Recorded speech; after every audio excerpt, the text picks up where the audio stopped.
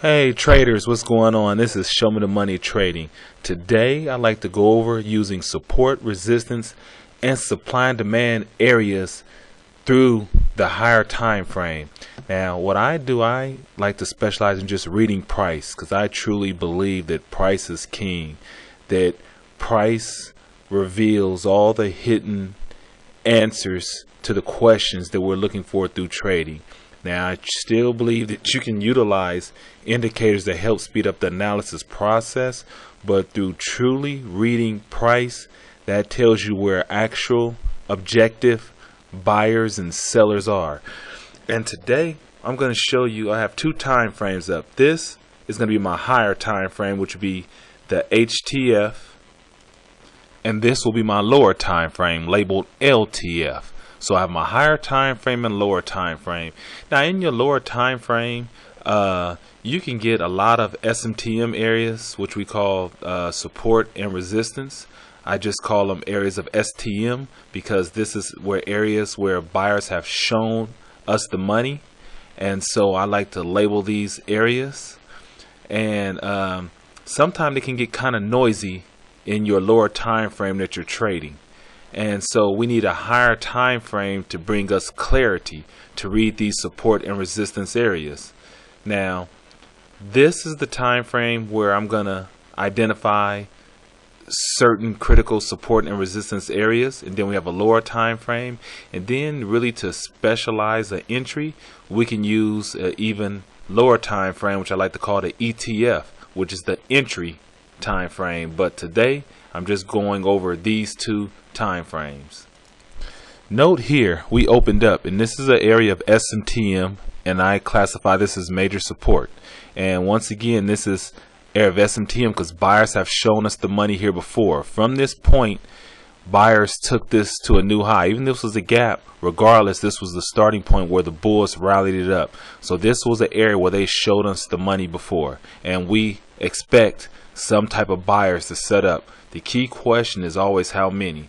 So when we see this right here, this, and I have these bars color coordinated right now. I'm not going to go through that. It's just really you can simplify what I'm saying. So at this point in time, that's the color purposes for the bar. But as prices rally up here in my higher time frame, what happened, and we note this, it created an area of some support. Okay, we created some support here. Prices made a new high.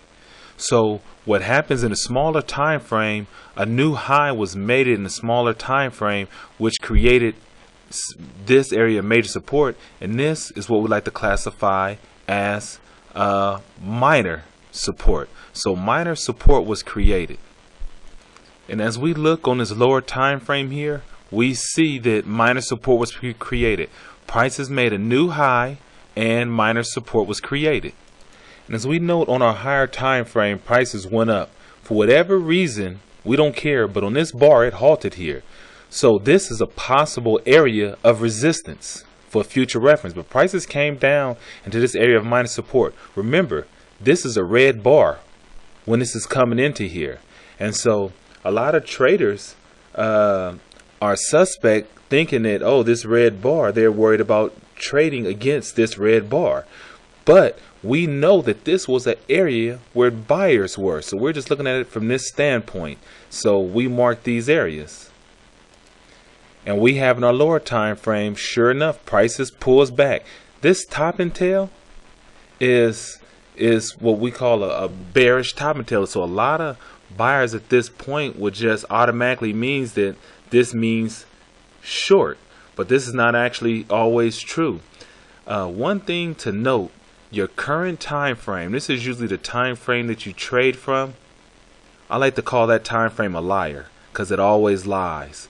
So the reason why it usually lies is because traders in that time frame usually have to get trapped in order so that prices can propel up in a higher direction, or short, of course, lower.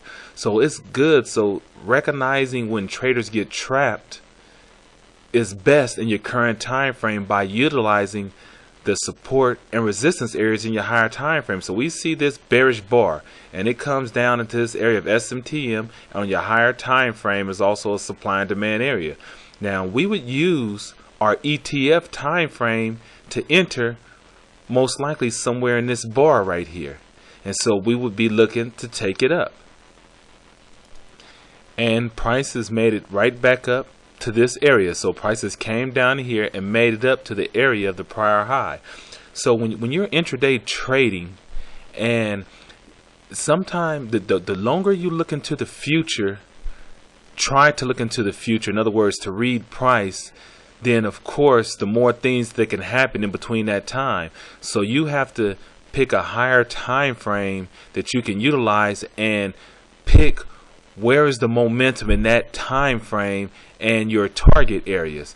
So as price came back up to here, now individuals that utilizes price and read support and resistance, once this bar closes, we have an area that has been tested twice now, which creates some resistance.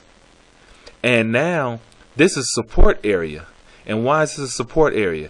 Because prices went all the way back up to this resistance area, which made this a support area. So now we're creating a range, and this is looking at this from this time frame. So now when I go to my lower time frame, I know that I need to be out before this pivot, so I'm not really looking to take it to a new high. So you can have a bonus lot, and just in case, because we never know where price can go, but the first sign of trouble on your bonus, we know that we need to exit that position. And as we see, prices went up to this area.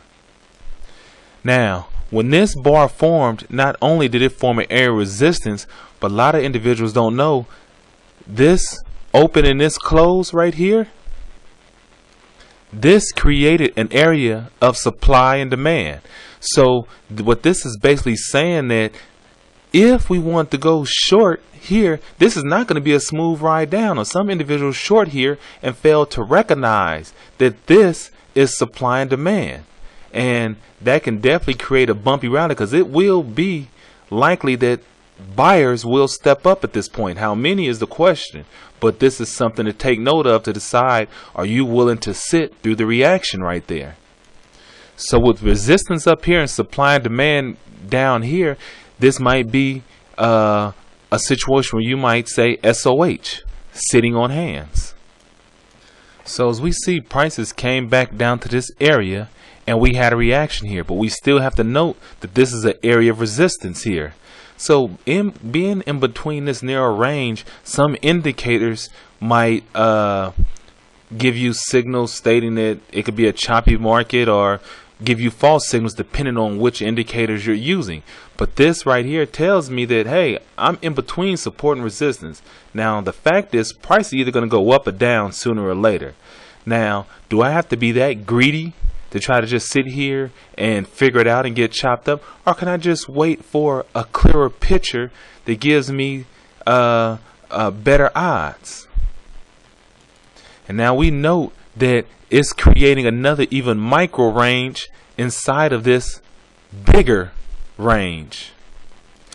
Now if you're aggressive, you can scalp these lows and highs and be out by then, but the main concern is not to tell you what to trade, it's to take note of what the market is doing so you can decide how you want to trade and manage your risk.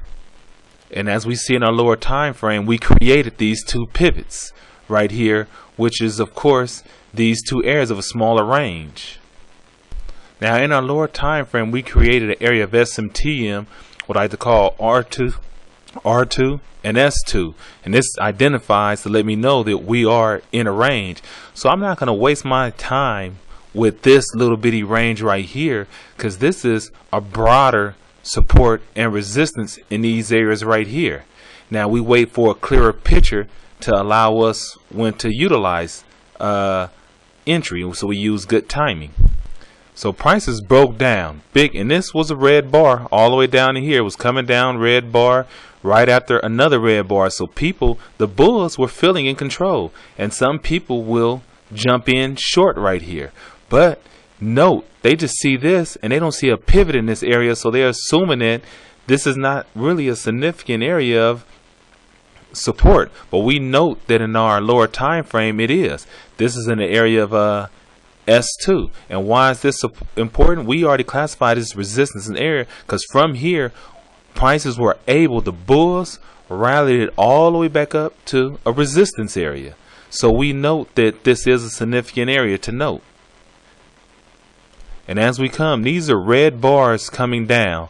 And right after this red bar right here is the time where you look in your entry time frame to start buying, because bulls are feeling in control, and so they're used up pretty much all their buying power, fading a pretty much bull bar in your higher time frame. So it is still some bulls left in here through reading price. And as we see, the volume increased in the area of support, which shows increased interest. We like to see increased interest. The color of the bar is really not relevant. We want to see increased interest at this time, and they stepped up. And if you took this, then we note that we are in a range. So since we're in a range, we all agree we should be able to make it back up to the top of this area, and that's the top of this area.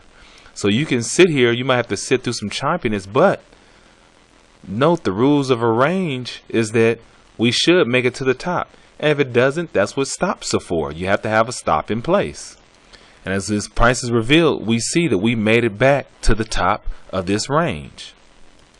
Now this is where the small little tricky part come in. Now we're in our next bar. We're in the range, so should I short right here? Well, actually not. One thing we have to note, this open and close was supply and demand. So likely this was some type of supply and demand or reversal bar area, what I call a RBZ zone, a reversal bar zone that happened in this area, and we closed above that. Now we created new supply and demand here, but technically it's pretty much this whole area. We closed above this. So now a lot of traders are thinking we're still in a range, but problematic. We might stop. It might be a valid area of resistance here, but odds favor going long and short when prices come back into this area. So we went back up to resistance. Let's see how it pulls back. I only got a few minutes left, so I'm gonna go through this quick. Here, this could be classified as a BBF, a breakout bar failure on increased volume. So some people are looking here and they're shorting right below here. Your current time frame is probably lying, so we have to remember that. And we note that this bar went up on prior increasing volume, which also formed a reversing bar, which we know as an engulfing bar. I call it an EGB. So we take the higher time frames engulfing bar versus our lower time frames BBF. Now, as I like to say, we're going to roll with the big homie, which is the higher time frame. And as prices came back down into the supply and demand area, sure enough, a reaction.